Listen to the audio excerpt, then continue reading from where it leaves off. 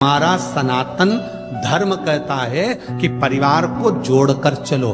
क्यों कहते हैं? इसमें परिवार का हित नहीं, तुम्हारा हित है। क्यों? अगर परिवार में चाचा जी हैं, ताऊ जी हैं, ताई जी हैं, जितने परिवार के सदस्य हैं, सबके भाग्य की लक्ष्मी, अगर एक का भाग्य सही नहीं है तो दूसरे का भाग्य तो अच्छा होगा। दूसरे का भाग्य ठीक नहीं है तो किसी तीसरे का तो भाग्य अच्छा होगा। तीसरे का भाग्य भी ठीक नहीं है तो किसी चौथे का भाग्य तो अच्छा होगा। उसी तरह से जैसे किसी एक का भाग्य भी अगर अच्छा है तो घर में बरकत बनी रहती है।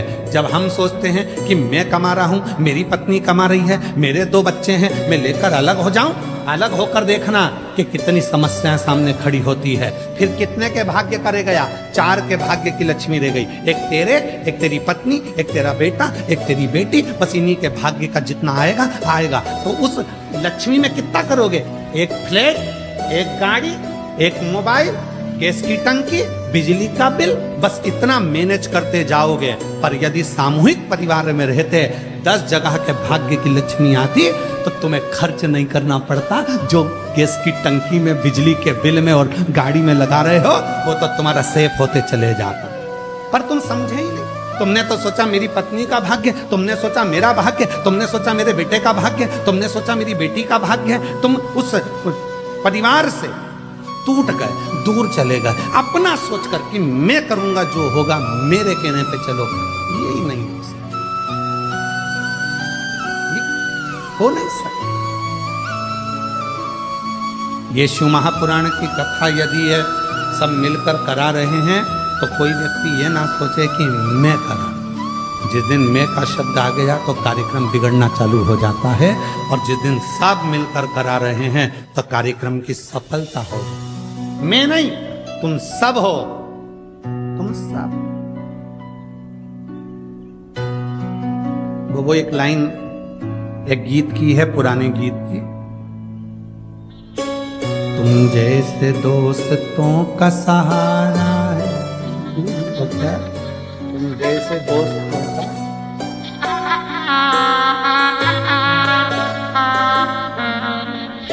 तुम जैसे लोगों का सहारा है दोस्तों। वो सब सामूहिक है, सब एक है। और फिर निवेदन करूंगा, परिवार की एकता,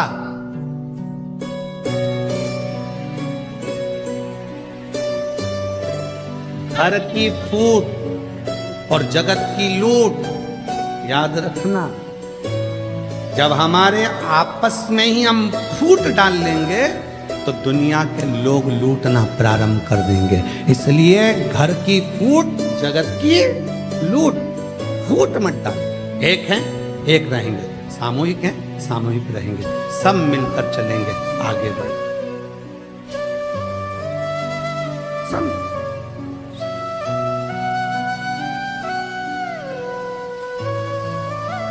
और हम क्या विचार में हैं? हम 2, जम के बोलो, हम 2, हमारे 2। और घर में माँ बाप आए तो उनको बाहर फेंक दो।